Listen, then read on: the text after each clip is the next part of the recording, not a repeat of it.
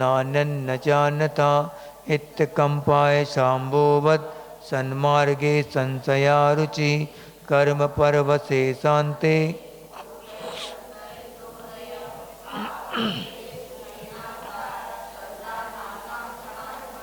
स्वभावतो सुचौकाये रत्नत्रय पवित्रते निर्जुगुप्सा गुणप्रीतिर्मता निर्विचिकित्सता कापते पतिदुःखानां कापतस्ते सम्मति असंप्रक्तिरनुत्कीर्ति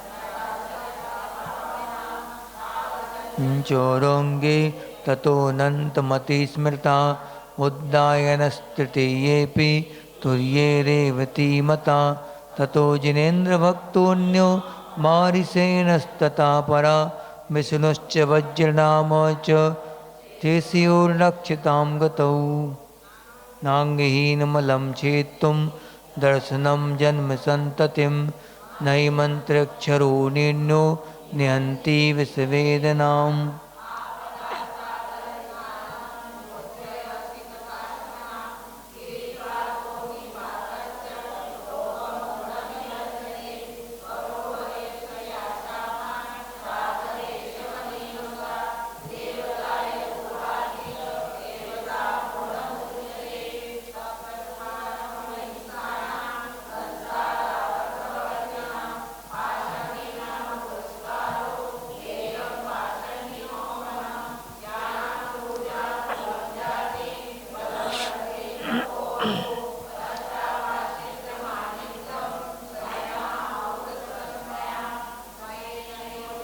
नत्तेति धर्मस्थान गर्विताशया सोत्तेति धर्ममात्मीयं ना धर्मो धार्मिकैर्विना।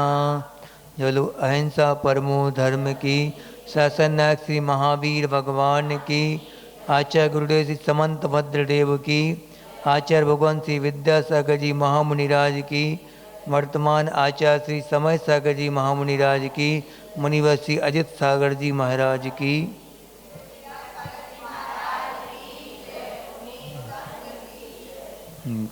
अभी तक हम लोगों ने क्या पढ़ा? हाँ खड़ी। अभी तक अपन ने क्या क्या पढ़ा? मद से हानि पढ़ ली, मद से क्या क्या हानि होती हैं। हम मद को जीतने के उपाय पढ़ेंगे अपन, क्योंकि जब तक हमने बताया था ना, जब तक अहंकार का सिर उठा रहता है तब तक कभी समोसण में प्रवेश नहीं कर सकते आप कभी भी। समोसण यानी जिन मंदिर में कभी भी, इसलिए समोसण क्यों मनाए जाते थे? पहले समोसण में मान स्तंभ जो होते थे उसका नाम ही है मान को स्तंभित करने वाला, मान को कीलित करने। जिन मंदिर में प्रवेश करने का अधिकारी कौन है? अहंकार के साथ जिन मंदिर में प्रवेश नहीं हो सकता कभी भी। जो इसलिए मान स्तंभ लगाए जाते थे, किस लिए? कि आपका मान वहीं के वहीं कीलित हो जाए। किसके दरबार में जा रहे हो आप? जिनेंद्र देव के, जिनने मद को पूरी तरह से जीत लिया है। उनके दरबार में जाने के पहले आपको मद नहीं करना, इतना तो याद रखना चाहिए अपन को हमेशा। पैर धोते समय क्या याद रखना? जब अपन मंदिर में जाके पैर धोते हैं अपने, जब प्रक्षालन करते पैरों का छने पानी से, उस समय क्या भाव आना चाहिए कि गृहस्थी के जो कर्म थे, जितने भी पाप कर्म है, वहीं के वहीं हम छोड़ के जा रहे हैं, भगवान आपके द्वार पे आए हैं। उस समय पूरे गृहस्थी के संस्कार उन्हीं पैरों के साथ धो दो, वहीं के वहीं। हाँ, हम पूरा नहा धो तो लिया अपन ने, रास्ते में जो गंदगी लगी वो तो उसके लिए पैर धोना है ही। बाकी पूरे संस्कार जो पड़े हुए थे घर के, कहीं भी ना रह जाए अपने अंदर, इसलिए वहीं के वहीं छोड़ के और फिर अंदर प्रवेश करें अपन। घर की बातें घर ही में छोड़ दो, रोड की बातें रोड ही पे। अब सीधा मंदिर में प्रवेश हो गए। अब रोड नहीं है, वो क्या है? मोक्ष मार्ग है। मार्ग नहीं, मोक्ष मार्ग है वो, मोक्ष का मार्ग। यहाँ जाने के पहले सब साफ सफाई जरूरी है। नहीं तो नंबर एक नहीं लगेगा, हाँ पीछे से नंबर एक लगेगा फिर।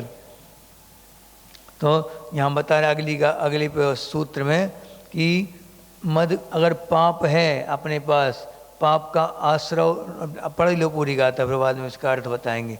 यदि पाप निरोधोन्य, यदि पाप निरोधोन्य संपदा किं प्रयोजनम, अथ पापस्रवोस्त्यन्य संपदा किं प्रयोजनम। यदि पाप निरोधोन्य संपदा किं प्रयोजनम, अथ पापास्रवोस्त्यन्य, त्यन्य ऐसा पढ़, यस अथ पापास्रवोस्त्यन्य संपदा किं प्रयोजनम। पुस्तक लाए नहीं कि अभी सुना नहीं, लाए नहीं पुस्तक, लाए, हाँ अच्छा ठीक है। तो यहाँ क्या बताया कि मद को जीतने के उपाय बता रहे कि मद को अपन किस प्रकार अपने जीवन में मद को समाप्त कर सकते हैं चाहें तो। यदि अब जो संपदा के बारे में बता रहे कि धन संपदा दौलत जो है, अगर इसके बारे में अपन सोचते हैं कि इसके अहंकार करते हैं ना कई बार कि हमारे पास तो बहुत रुपया है, हम सब कुछ खरीद सकते हैं, हर एक चीज़ पैसे वालों के दरबार पे मिलती है। क्योंकि गाथा एक वो आती है, महाराज जी ने लिखा, आचार्य ज्ञान सागर जी ने बहुत अच्छा लिखा ये वाला, देखो, ज्ञान वृद्ध वयो वृद्धास तपो वृद्धस तथैव च सर्वेपि धन वृद्धस द्वारे तिष्ठन्ति नित्यसा। यानी इसका मतलब ज्ञान वृद्ध है कोई, ज्ञान में बहुत बड़ा चला है, जिसका ज्ञान बहुत मजा हुआ है, ज्ञान में बहुत एकदम उत्कृष्ट जिनका ज्ञान है। और वयोवृद्ध यानी वय माने उम्र होती, उम्र में जो वृद्ध हैं 80-90 साल का कोई है, 100 साल का कोई व्यक्ति है। और तपोवृद्ध यानी जो बहुत तपस्वी हैं, मुनिराज हैं, सब कुछ हैं। तथई बचे और भी जितने भी जितने भी वृद्ध हैं दुनिया के, सभी जितने बड़े लोग हैं, सबके सब किसके आगे झुकते हैं? धन वृद्ध के आगे सब झुकते हैं। जिनके पास धन है उसके पास सब आते हैं, सब झुकते हैं उसके पास। ये सत्य है क्या? हाँ, जो तपोवृद्ध होगा वो क्यों झुकेगा आपके धन के आगे? उनके लिए तो सबसे बड़ा धन क्या मिल गया? रत्नत्रय निधि मिल गई। इनकी यही बात यहाँ पे बता रहे कि धन का मद बिल्कुल नहीं करना कभी, कि हमारे पास धन है। देखो बैठते जा रहे लोग, पहली बार आए जी, रोज अच्छा पहली बार, तुम रोज वाली हो। हाँ देखो, यदि पाप निरोधा, यानी कि पाप का निरोध कहाँ होता है? पाप का आश्रय समाप्त कब हो जाता है? जब हमें रत्नत्रय की निधि प्राप्त हो जाती है, सम्यक दर्शन, सम्यक ज्ञान और सम्यक चारण, ये तीनों जब प्रकट हो जाते, मुनि अवस्था की बात हो रही, तो फिर संपदा के प्रयोजन, हम वहाँ पर संपदा की जरूरत नहीं पड़ती। कभी संपदा की जरूरत कब पड़ेगी? जब तुम्हारे पास ये निधि नहीं होगी। और अथ पापा सर्वोस्तन्य संपदा कम प्रयोजनम, यानी कि जहाँ पाप का आश्रय अगर हो रहा है तो फिर संपदा की आवश्यकता वहाँ नहीं है। ये एक आ गए खड़े हो। हाँ, तो जब हाँ जी बता रहे हैं यहाँ पे कि आपके पास सुनो अगर पुण्य पाले में है तो संपदा नहीं भी रखो। धन्य कुमार थे, धन्य कुमार का चरित्र आपने सुना होगा, कभी पढ़ा होगा, सबने, बहुत पढ़े लिखे यहाँ के लोग तो पढ़ भी चुके होंगे कि धन्य कुमार कैसे थे। उनके भाइयों ने, 7 भाइयों ने उनको निकाला था घर से बाहर, कैसा मारने का प्रयास करते थे, उनके बहुत ज़्यादा जलन करते थे, उनसे बहुत ईर्ष्या करते थे। पूर्व अवस्था में उनके भाई जो थे वो पूर्व संबंध ऐसा था, उनका बैर था पुराना, तो उनको देख के और इतने खतरनाक परिणाम होते थे उन भाइयों के कि माँ जो है इन भाइयों से अपने छोटे बेटे के लिए कितना प्यार करती है। हम लोग दिन रात मजदूरी कर रहे हैं, दिन रात कमा रहे हैं, और ये अच्छे बैठ के खाता है, कुछ करता धरता नहीं है। ऐसा करके और माँ से बोला कि ये कुछ नहीं करता है, सब चिड़चिड़ाते थे सब भाई मिलके, सब बहुएं चिड़चिड़ाती, सब भाभियाँ उसकी, बैठ जाता थे, बैठ जा बैठ। तो अब ऐसा सुनते माँ ने एक बार बोल दिया। माँ बहुत प्यार करती थी उसको, बेटे को, छोटे बेटे के लिए, छोटे बेटे पर ज़्यादा प्यार होता ही है माँ का आदि का हंस। तो फिर वो ने क्या बोल दिया, माँ ने बोला कि बेटा तुम्हारे भाई लोग बहुत उल्टा सीधा बोलते हैं, तुम्हारे बारे में कुछ नहीं करता। तो उन्होंने बोला कि हाँ बस सत्य तो बोलते हैं, यानी घर में बैठे बैठे कब तक हम भी अब कमाने जाएंगे। तो बेटे के बढ़िया शुभ मुहूर्त में, अच्छे शुक्ल पक्ष में और शुक्रवार के दिन और तिलक करके उनको मार्केट भेजा गया। किसको? धन्य कुमार के लिए। अब देखो कैसा उनका पुण्य था जबरदस्त।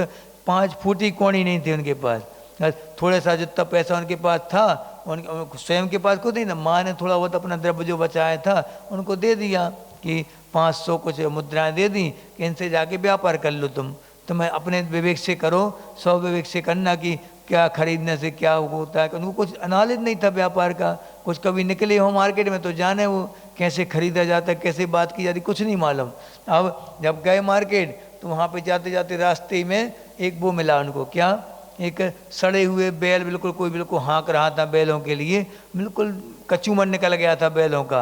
उनको वो फेंकने के लिए माने छोड़ने के लिए जा रहा, जंगल की ओर छोड़ने जा रहा था वो, कि बैल कुछ काम के थे नहीं। तो उन्होंने कहा बैलगाड़ी थी वो उसकी सड़ी हुई, तो उन्होंने 500 दीनार ले लो और एक बैलगाड़ी हमें दे दो भैया बैलगाड़ी। वो कहता अच्छा व्यापारी मिल गया जी, मूर्ख आदमी बिल्कुल। 500 दीनार स्वर्ण दीनारों में क्या खरीद ली उसने, बैल। जल्दी जल्दी उसने तुरंत बिल्कुल लगाम पकड़ाई बैलगाड़ी की, हाँ ले जाओ, तुरंत तैयार हो गया वो। अब वो जाता गया, थोड़ा और आगे गया तो एक वो मिला उसको, क्या, घोड़ा मिला। और घोड़ा मिला तो उन्होंने कहा कि भैया ये बैलगाड़ी ले लो, घोड़ा दे दो। अरे 2 बैल मिल गए, और अच्छा मूर्ख है ये आदमी, घोड़ा भी खच्चर था, बिल्कुल वो काम का नहीं था, तो वो भी उसने जल्दी दे दिया। अब खच्चर घोड़ा लेके जा रहा था, रास्ते में क्या मिल गया, एक टूटा पलंग लेके कोई फेंकने जा रहा था, कबाड़े में बेचने जा रहा था। वो बिल्कुल खदा हुआ था, वो पूरे के पूरे उसके जो पाए थे जंग लगे हुए थे पूरे लोहे के, बिल्कुल बैठ जाओ तो टूट जाए पूरा पाटा, वो ऐसा पाटा था वो। तो जा रहा था वो पलंग के लिए बेचने के लिए, रास्ते में ये मिल गए, भैया ये घोड़ा ले लो पलंग दे दो। वो तुरंत तैयार हो गया। अब अच्छा बुद्धू ग्राहक मिल गया। अब पहले वस्तु विनिमय होता था, वस्तु विनिमय माने वस्तु के बदले वस्तु खरीदना बेचना, ऐसा होता था। पैसे कम चलते थे पहले, वस्तु ज़्यादा चलती थी कि 5 किलो गेहूँ ले लो 5 किलो चावल दे दो, ऐसा होता था पहले। अब आजकल बदल गई था, अब तो पैसे ही पैसा सब कुछ हो गया। अब क्या हुआ कि आगे चल के अब वो पलंग मिला और फिर रात शाम होने लगी तो अपने घर पे आ गए।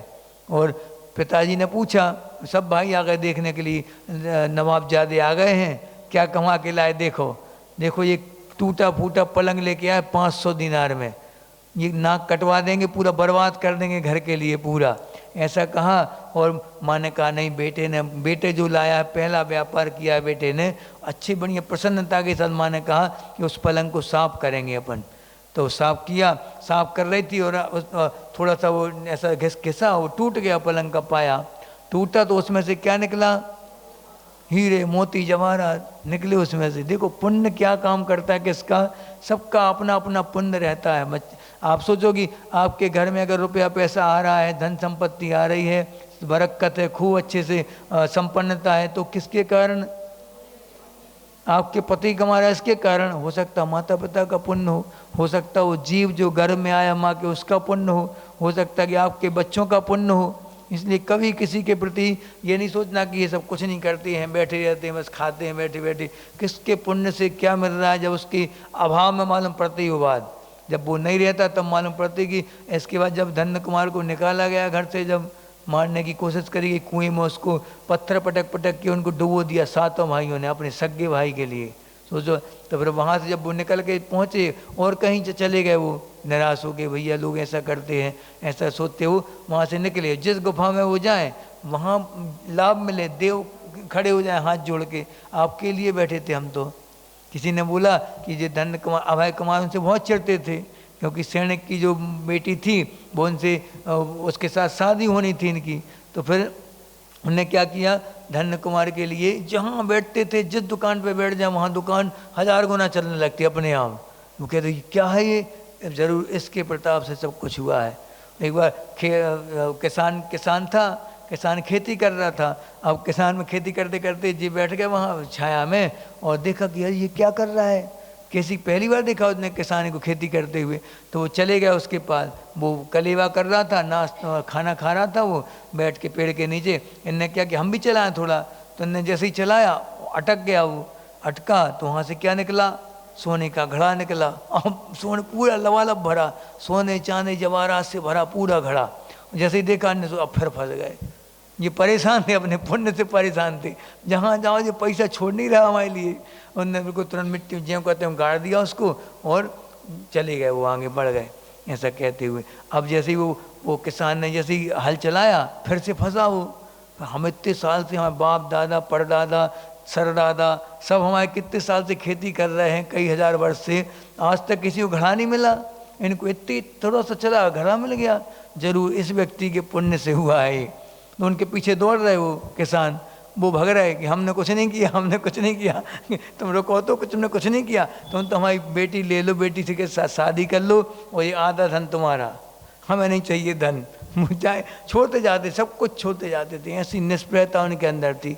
जितना व्यक्ति पैसों से दूर भागेगा उतना ही उसके पीछे पीछे पैसा आएगा, ये निश्चित है। और आप जितना पीछे लगोगे उसके, ऐसी पब्लिक है, पब्लिक के पीछे अगर भागेंगे ये महाराज जी लोग या कोई भी, तो पब्लिक उनसे दूर भागेगी। ये महाराज जी तो पकड़ पकड़ के सुनाते। और जितना पब्लिक से दूर भागेंगे, आचार्य पब्लिक से दूर भागते थे, पब्लिक उनके पीछे भागती थी। और जो लोग पब्लिक के पीछे भागते हैं, पब्लिक कहती है अब ठीक है महाराज जी, वो अब उनके पास जाना दर्शन करने। बस हो गया काम, आशीर्वाद दिया, ठीक है सब ठीक। बातें कर रहे हो कि महाराज जी हम थोड़ी अभी बाद में आएंगे। श्रावक कह रहा महाराज जी बाद में आएंगे, लेकिन महाराज जी क्या बात कर रहे हैं, बात बढ़ाने की बात कर रहे थे कि अब जुड़ जाओ, थोड़ी जुड़ जाओ। अब वो क्या कह रहा, हमें नहीं जुड़ना, हम तो जा रहे हैं। जो हमसे दूर भागेंगे उनके पास जाएंगे हम। छाया जैसी होती दौलत तो कैसी, छाया माने छाया के पीछे अपन जितने भागेंगे वो क्या होगा, उतने दूर अपन से भागेगी। और अपन पीछे इस तरफ मुँह कर लो, मान लो यहाँ सूर्य निकला है और छाया अपने सामने है, छाया को पकड़ रहे अपन, छाया क्या करती हमेशा आगे रहती वो, अगर सूरज पीछे है तो। और अगर सूरज, अपन क्या तरीका क्या है छाया को पकड़ने का, अपने पीछे लगाने का, पीछे मुड़ जाओ, यूँ टर्न हो जाओ, फिर क्या होगा, अब छाया तुम्हारे पीछे चलेगी, तुम उससे आगे चलोगी। ऐसे ही रहता, दौलत के तुम जितने दीवाने रहोगे फिर वो तुम्हारे हाथ नहीं आना, ये पक्की बात है। आज सुबह जो कहानी सुनाई थी दादी अम्मा की, सच्ची घटना है बिल्कुल, उससे सीख ले लो बिल्कुल अभी से। अब यहाँ कई लोग हैं जो अभी दादी माँ की कंडीशन में आए नहीं हैं, आ न जाएँ, ये सावधानी रखो। व्रत नियम संयम नहीं होंगे जीवन में तो फिर उसी दादी के जैसे सड़ना है कोठली में। कारावास, मूंग की दाल का पानी। हाँ, करेला का पानी, ये मिलेंगे। सोच लो अभी से क्या करना। अस्पतालों में बॉटल लग के, सिरिंज लग के, और एक एक सांस अपन गिनती की गिन रहे हैं, और थोड़ी सी और मिल जाए सांस, वेंटिलेटर पे आ जाओ, ऑक्सीजन लगा दो, थोड़ी सी और सांस मिल जाए, जीने की चाह रखते हुए और मरते हैं तो क्या होता है, जीवन मिलेगा आगे और मिलेगा। और जीने की चाह जिनको नहीं रहेगी, ना जीने की चाह है ना मरने की इच्छा है। हाँ होता ना वो कौन सा, जीने की हो न वांछा, मरने की हो न इच्छा, परिवार मित्र जन से मैं राग को हटाऊं। ये भावना हमेशा पढ़ना चाहिए, हमेशा। और जल्दी जल्दी नहीं पढ़ना चाहिए, आराम आराम से पढ़ो, क्योंकि हमारा लक्ष्य वही है, सबका लक्ष्य वही है, चाहे हम हो चाहे तुम हो, सबका बुढ़ापा आना है, ये गारंटेड बात है। बीच में चले गए तो बात अलग है, वो कैसे जा रहा है बीच में, वो असंयम के साथ होगा वो तो। क्योंकि विधिवत संलेखना जो होगी, आचार्य शांति सागर जी ने करके दिखाई, आचार्य जी ने करके दिखाई, वो कैसे होगी, वो तो एक अवस्था के बाद होगी तैयारी अपनी पूरी। और पीछे में चलेगा तो तैयारी क्या आएगी फिर। तो उसके लिए जब इसलिए आचार्य जी ने हम लोगों से बोला था रेवती रेंज में, जब हम लोगों को 2020 में आचार्य जी ने विदा किया था, जब हम लोगों को, तो क्या बोला था, उस समय कोरोना काल चल रहा था।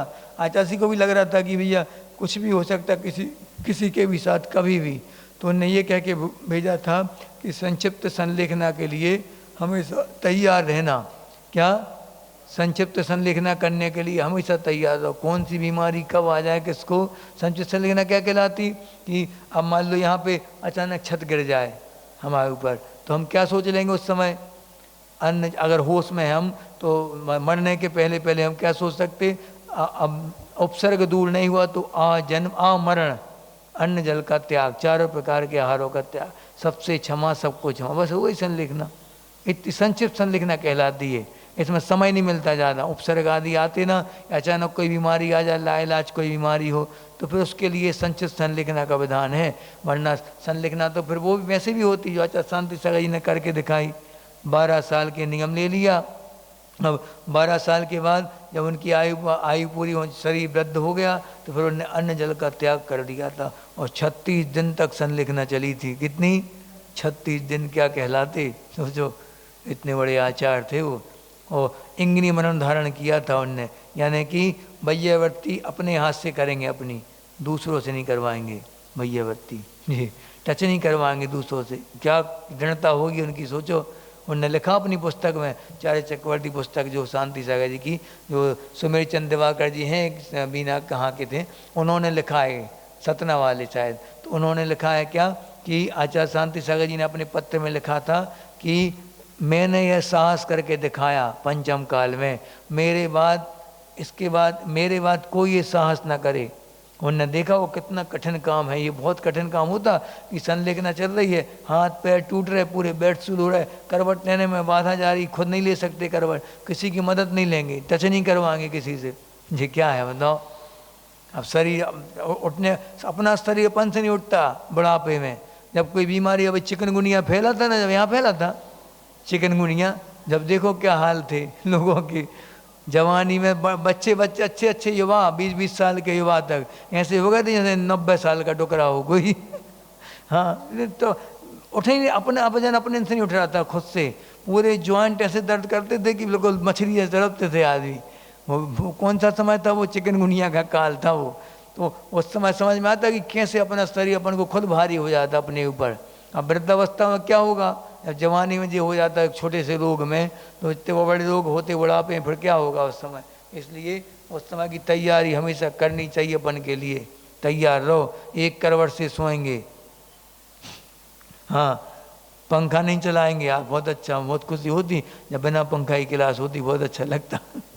हाँ इनकी भी दृढ़ता देखो, पहले 1 मिनट नहीं बैठ पाती थी बिना पंखे के, अब देखो घंटों बैठ जाती, कोई दिक्कत नहीं हो रही इनको। सहन शक्ति बढ़ गई कि नहीं बढ़ गई? बढ़ गई। अपन अपने आप को कमजोर बना लेते हैं, क्या सोच सोच के, हाँ हमने सहन नहीं कर पाएंगे, सहन, थोड़ी प्रयास तो करो। प्रयास करने के बाद भी अगर बीमार पड़ गया, कुछ हो गया तो बात अलग है, लेकिन प्रयास ही नहीं कर रहे, सोच सोच के कि हम पे नहीं हो पाएगा, हम पे नहीं होगा, हम पे नहीं होगा। नहीं, दूसरों को, ऐसे लोगों को देखो जो ऐसे देख, जब भी अपन को कोई व्रत आदि करना हो, उपवास आदि करना हो, ऐसे व्यक्ति के पास मत बैठो जिसने कभी ना किए हो, जो डरवाता हो तुम्हें, मम्मी अम्मी से दूर रहो। बच्चों को शिविर में जल्दी जल्दी पास कर लेते बच्चे हम लोगों के साथ रह के, या शिविरार्थियों को देख देख के, वो 10 कर रहे हैं, वो 15 कर रहे हैं, वो 5 कर रहे हैं लगातार, वो एक के बाद एक कर रहे हैं उपवास, तो ऐसे में साहस बनता रहता। वो घर में रहते तो मम्मी कहती, भूख तो नहीं लगी बेटा, थोड़ी खा लो, पानी तो पी लो, पानी पी लो गरम गरम, थोड़ी दूध पी लो। मम्मी लोग क्या तोड़ती जाती बिल्कुल हमेशा हिम्मत।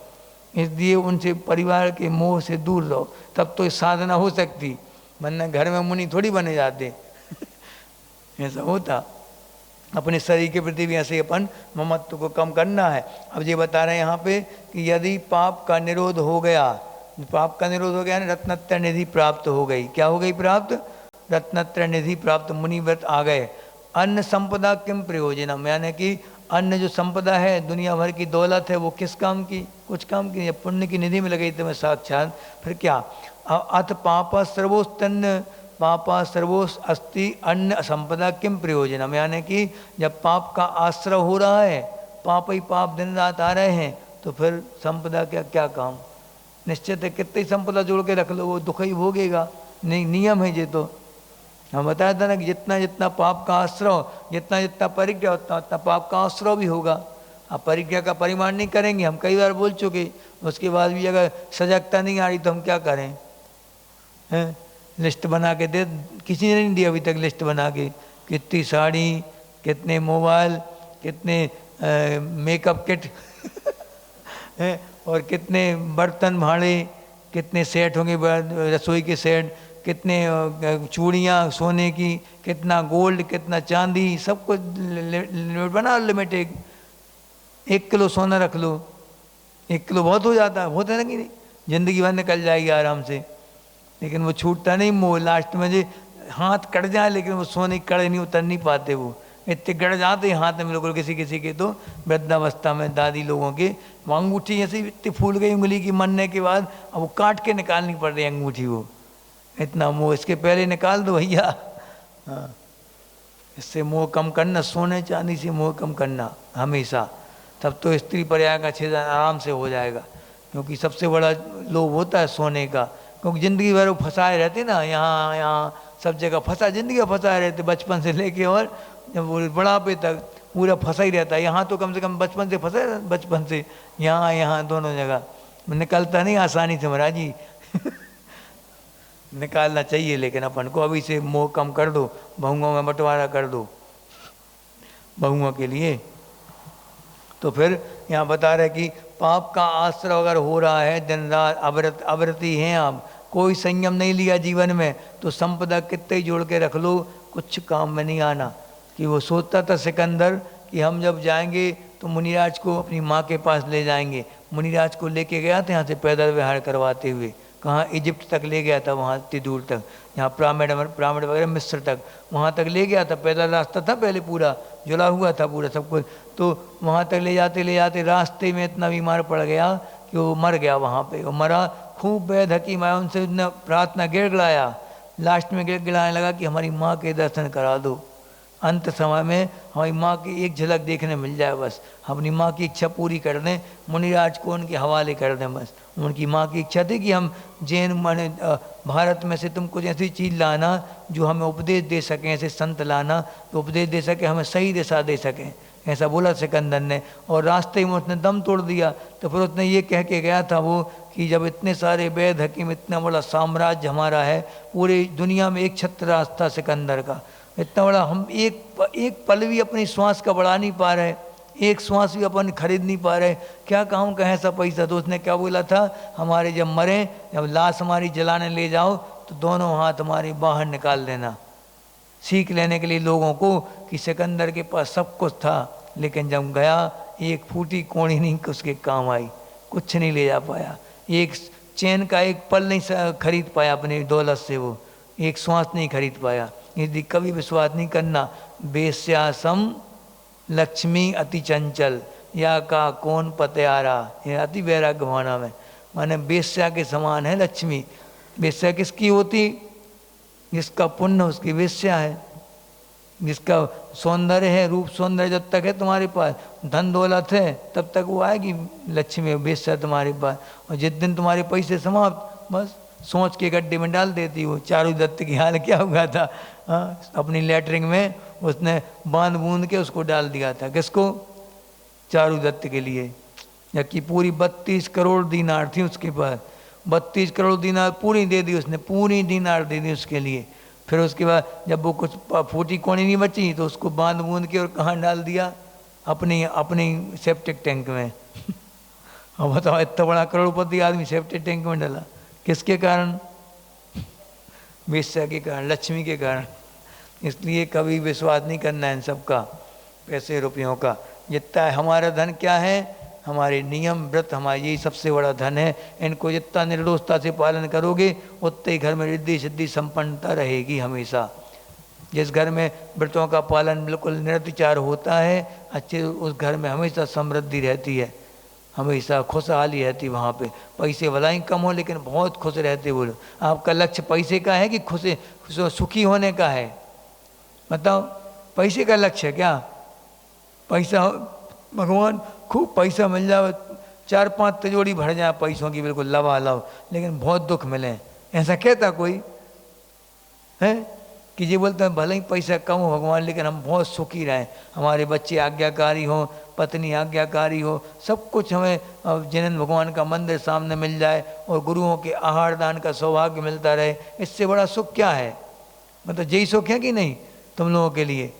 तो ऐसा भले ही पैसा कम हो लेकिन सुखी, हमें सुखी हो जाए, बस इतना याद रखो।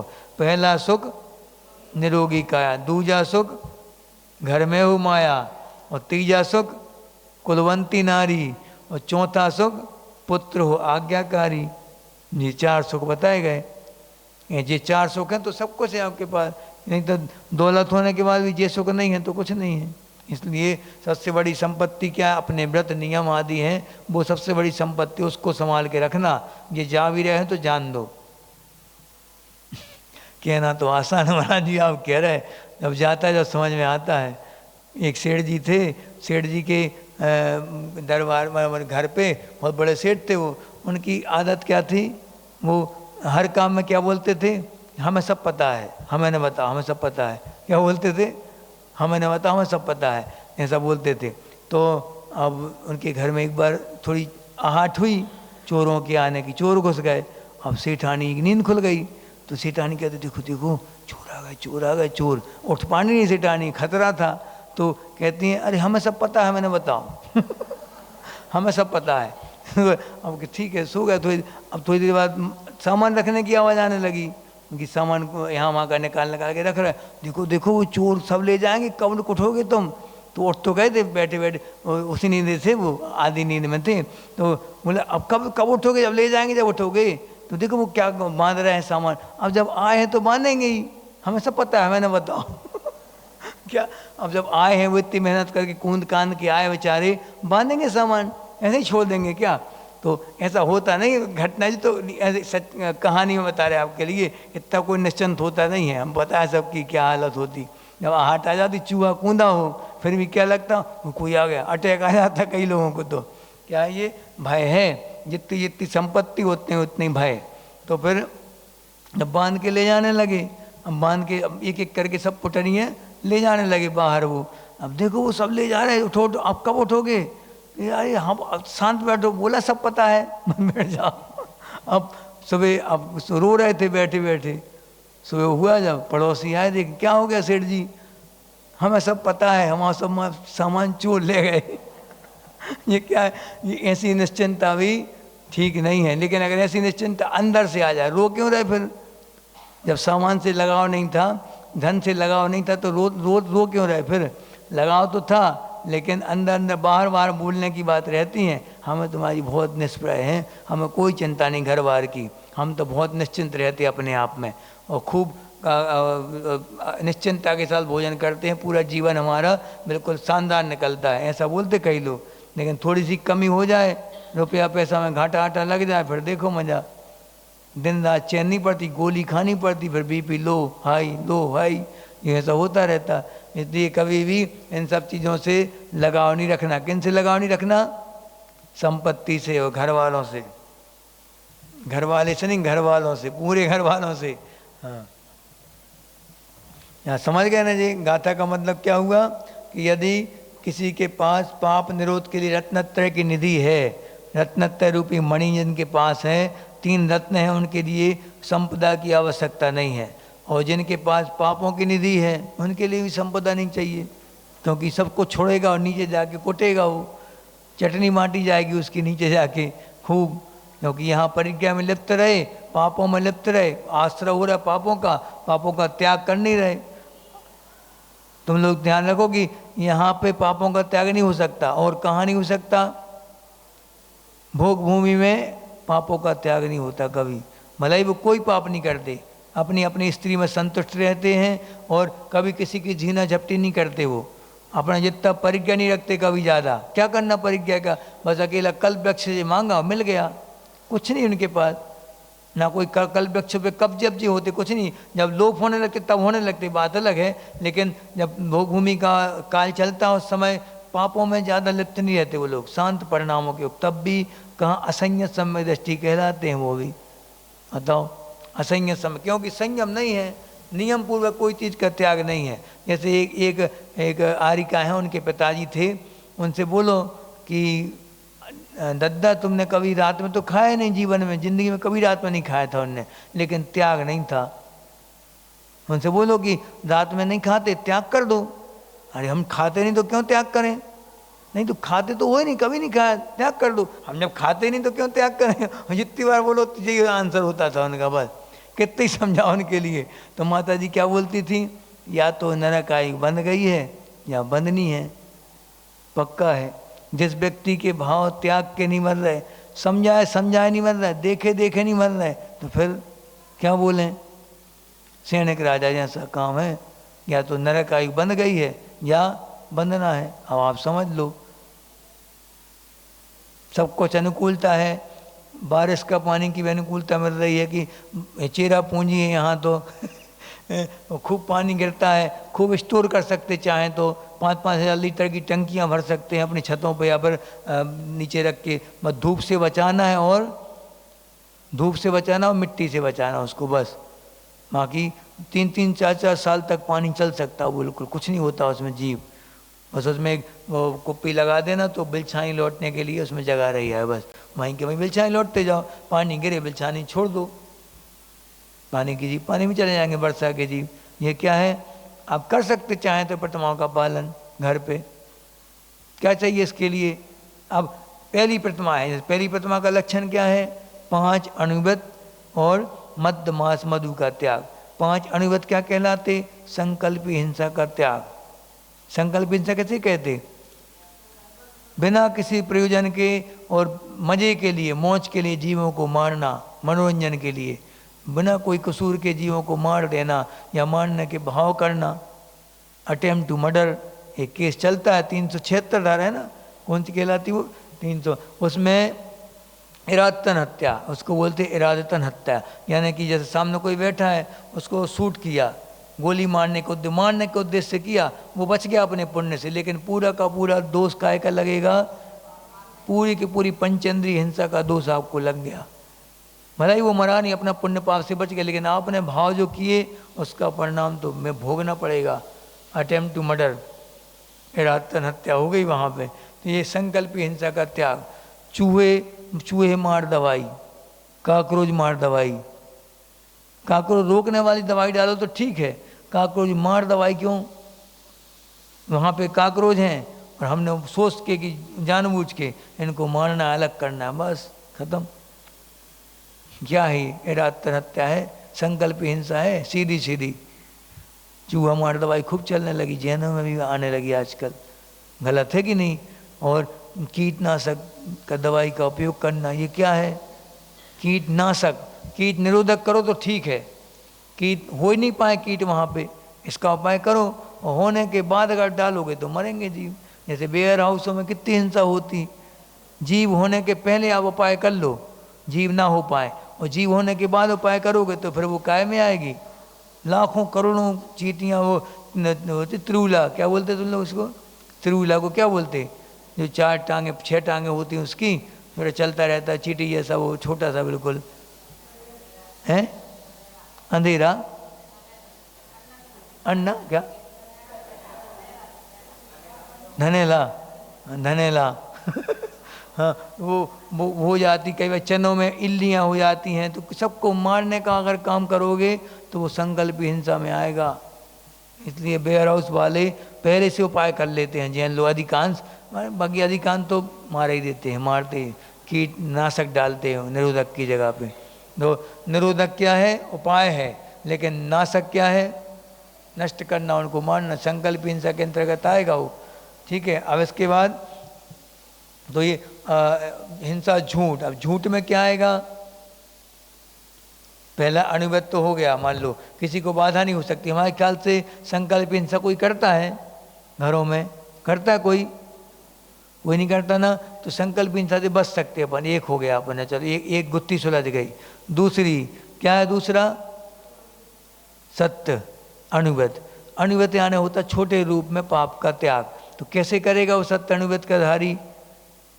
कि ऐसे झूठ नहीं बोले, व्यापार में झूठ बोलना पड़ना, जैसे मान लो कि बात नहीं, जब चुपचाप बैठ जा, इतनी जगह डली देखो, अरे वहाँ क्यों, दरी पे बैठो, देख के बैठो, नीचे देख के, जीप तो नहीं है, चटाई के नीचे देख के। हाँ, तो सुनो, जैसे मान लो कि कोई महिला है, अपने घर गृहस्थी का काम पति से करवाती, बाहर पिसवाना पड़ता कुछ, तो आटा बचा कितना? अभी आधा डिब्बा भरा हुआ है आटे का, पहले से चिल्लाने लगती हैं वो लोग, आटा ख़त्म हो गया, आटा पिसा दो, आटा ख़त्म हो गया, आटा पिसा दो, ये लाओ, ये ख़त्म हो गया। ये सब क्या है?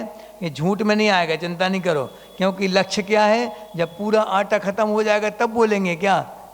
एक आसन करना पड़ेगा सबके लिए फिर, इसलिए पहले से चिल्लाना पड़ता है। जब चिल्लाएंगे, जब थोड़ा सा आटा बचेगा तब तो पिस के आ पाएगा वो, नहीं तो पूरा ख़त्म हो जाएगा। तो हम तो सत्यव्रत के धारी हैं, पूरा ख़त्म हो जाएगा जब बजाएंगे डिब्बा। अब लाओ लाओ लाओ, अब लाइट गोल्ड है कुछ भी है तो फिर क्या करोगे। इसलिए पहले से चिल्लाना पड़ता है सामान के लिए, उसमें झूठ का दोष नहीं लगेगा, चिंता नहीं कर, थोड़ा बहुत लगेगा, बाकी ज़्यादा दोष नहीं लगेगा।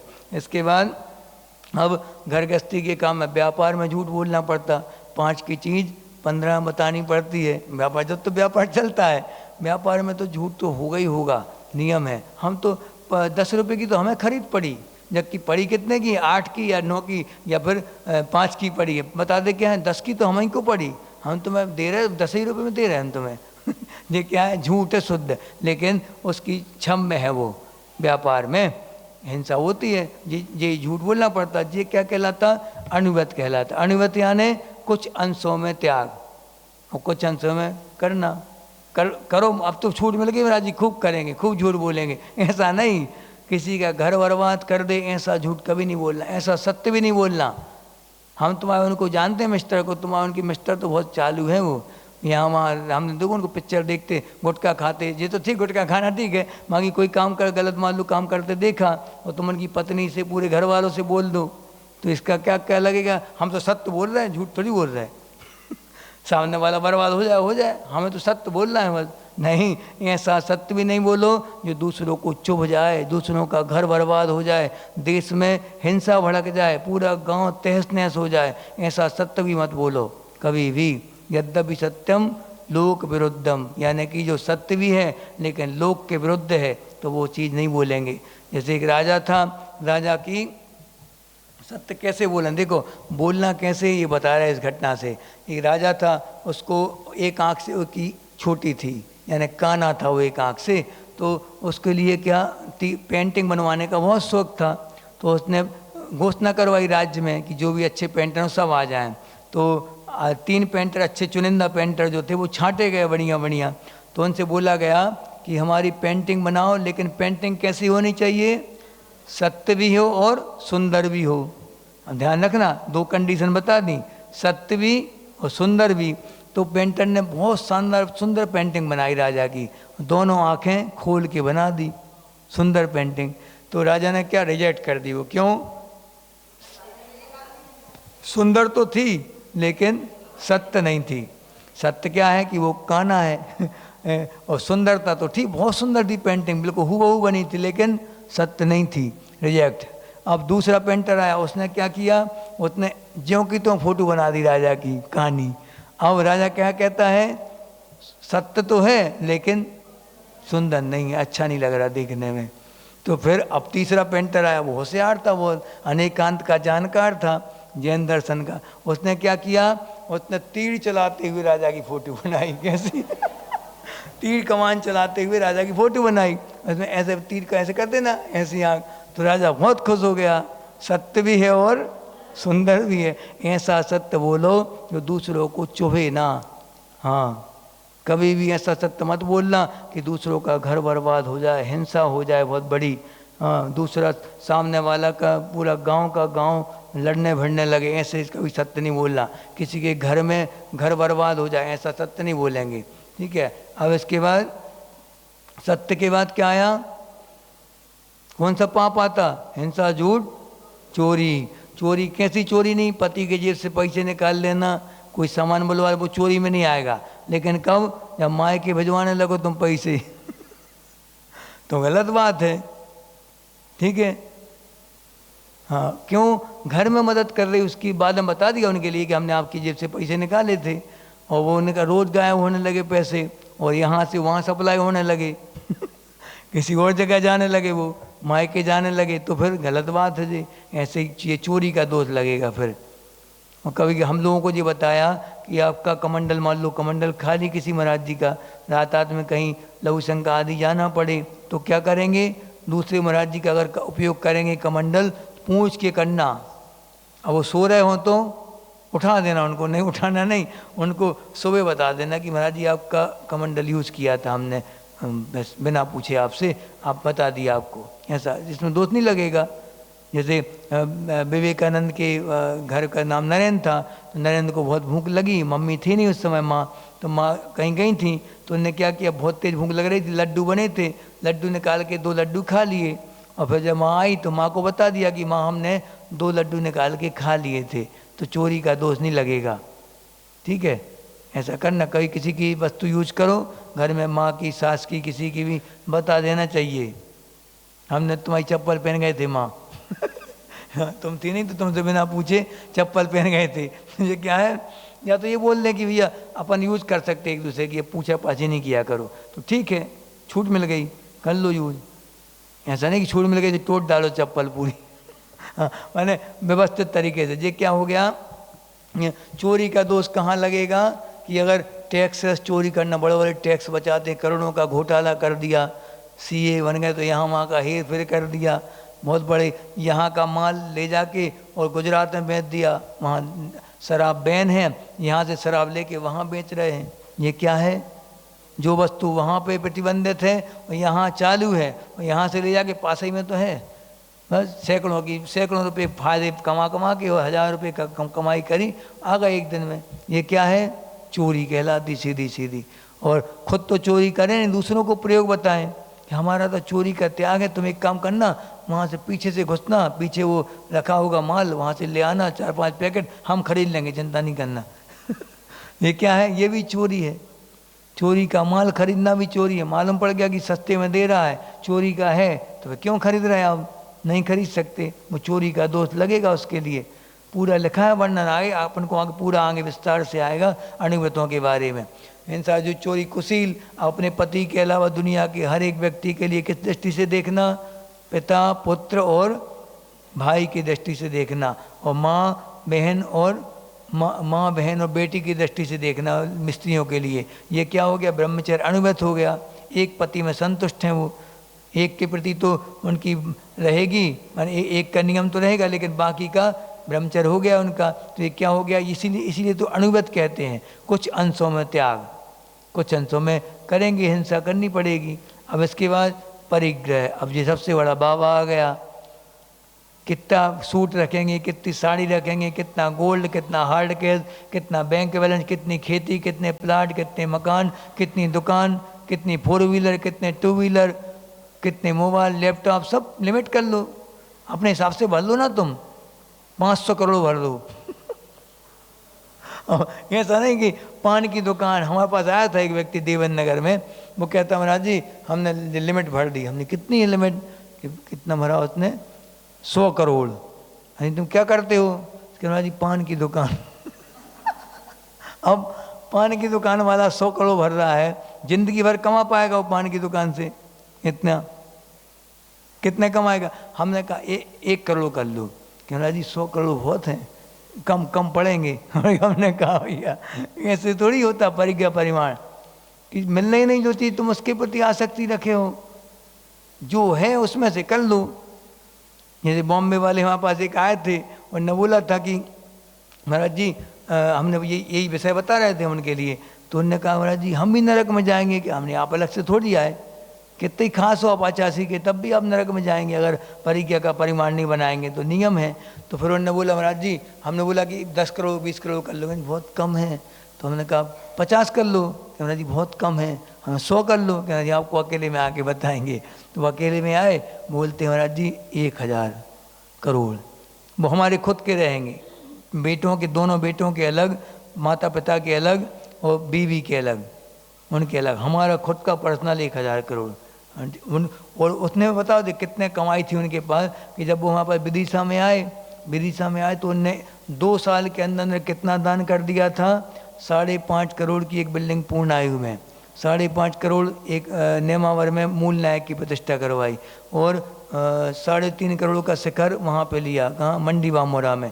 और जब भी विदिशा आए तो वहाँ 8.5 पौने 9 करोड़ का उनने शिखर कर दिया पूरा। ये सब 1-2 साल के अंदर बस मात्र, पैसे पूरे नगद।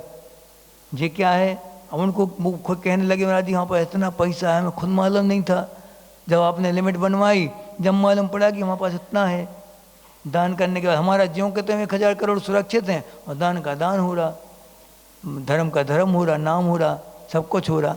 मतलब इसलिए परिज्ञा का परिमाण करने से अपने आप सब कुछ लिमिट हो जाएगा तुम्हारा, सब कुछ।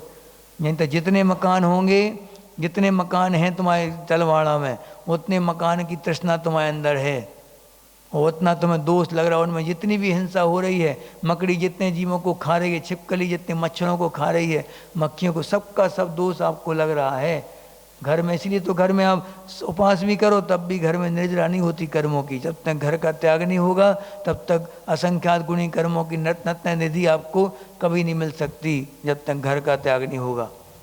इसलिए तो घर के लिए क्या बताया गया, पापों का भंडार है वो घर।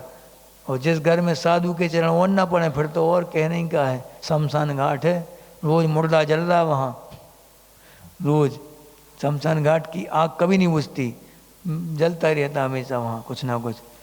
इसी प्रकार अपने घर में भी शमशान घाट तो है ही, जब साधु के चरण नहीं पड़े तो हिंसा हो रही, लगातार हिंसा हो रही। वहाँ पंचसूना जहाँ होता है वहाँ हिंसा होता ही है। क्या कौन कौन से पंचसूना बोलो?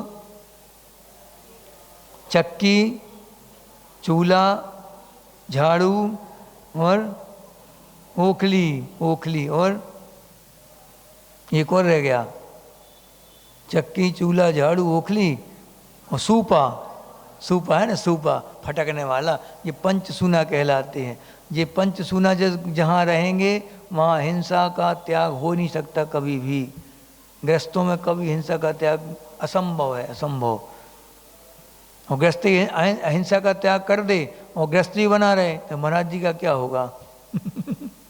हाँ सीधी बात, गृहस्थ धर्म है तो मुनि धर्म है, उन्हीं के दम पे मुनि धर्म चलता है। जैसे जब तक गृहस्थ सजग रहेंगे तब तक मुनि जीवित रहेंगे। अब आहार पानी किसके भरोसे रहेंगे? आप लोगों के भरोसे, मुनियों के आहार पानी। त्रियंच गति के जीव तो देंगे नहीं आहार, देवगति के आहार दे नहीं सकते। कौन बचा? मनुष्य ही बच्चा, बस नार की आएंगे नहीं देने आहार, उनको खुद नहीं मिल रहा खाने। वहाँ तो एक दाना नहीं मिलता। मिटे न भूख कड़ा न लहाए, एक कण नहीं मिलता वहाँ, भूख नहीं मिटती। इस प्रकार अपन लोग ये पूरा अपन ने आज पढ़ा क्या कि जब तक पापों का निरोध है अगर, तो फिर संपदा की कोई ज़रूरत नहीं। और अगर पाप जहाँ आ रहे हैं वहाँ भी संपदा की आवश्यकता नहीं, वहाँ तो नियम है, आपको संपदा रह नहीं सकती आपके पास, पाप ही पाप है वहाँ। इसलिए अपन को क्या, नश्वर धन संपदा से मोह को हटाकर और चेतन की ओर लाना चाहिए। धर्म को जितना अपने जीवन में उतार सकें उतारते जाओ। 5 अणुव्रतों की ओर सोचना आज जाके घर में। महाराज जी ने जो बताए हैं उन 5 में लेने में कोई बाधा है क्या? है? कौन सी बाधा आ सकती है? सजे बताओ। 5 हमने बताया अणुव्रत अभी आपको, अहिंसा, सत्य, अचोर, ब्रह्मचर्य और अपरिग्रह, ये बताया तुम्हें। अब इनमें कौन सी बाधा आ सकती है मुझे बताना, कल सोच के बताना, ठीक है? कहाँ कहाँ दिक्कत जा सकती है? अहिंसा में दिक्कत जा रही है कि अचोरण, कौन सा बट कठिन हो तो बता दो। परिज्ञा परिमाण हमने बता दिया, पूरी अपने हिसाब से लिमिट बना लो ना पूरी, बुढ़ापे तक की क्या क्या आवश्यकता पड़ सकती है उसके हिसाब से लिस्ट बना लो। कितने मोबाइल लग सकते, कितने 4 व्हीलर, कितनी 2 व्हीलर, सब बता दो, ठीक है? लिस्ट बना के लाना कल, लेकिन आना जरूर। ऐसा नहीं कि लिस्ट की कह रही तो बस सब गोल हो जाए सबसे, कल से साफ कैमरा अकेला दिखे, यहाँ कोई नहीं दिखे और ऐसा नहीं। अपने मुनियाद ने जो बोला है, और हमारा लक्ष्य भी वही है कि हमें पटवाधारी बनना है आगे चल के, तो शुरुआत तो कहीं ना कहीं से करनी पड़ेगी। आज करो चाहे 10 साल बाद करो, करनी तो पड़ेगी। रास्ता तो एक ही है बस। हाँ अभी शुरू करो चलना, चाहे 40 साल बाद करो, चाहे 20 साल बाद करो, चलना तो इसी रास्ते पे है, दूसरा कोई रास्ता आपको है नहीं। अब सोचो कि कोई दूसरी शॉर्टकट देख लेंगे, शॉर्टकट नहीं चलेगा यहाँ तो लॉन्ग कट ही चलेगा। ये पूरा महामार्ग है, ये राजमार्ग। इसी से होके अपन सबको निकलें। जैसे महावीर के मार्ग में श्रावक और साधु दोनों के लिए ये मार्ग बताया महावीर स्वामी ने। हम सब मार्ग पर चलकर अपना जीवन उन्नत बनाए, इसी भावना के साथ बोलो भगवान महावीर स्वामी की जय। बोधि समाधि परिणाम शुद्धि स्वात्मोपलब्धि से विशोक सिद्धि चिंता मणिम चिंतित वस्तुदाने त्वाम बंद मानस ममास्तु देवी।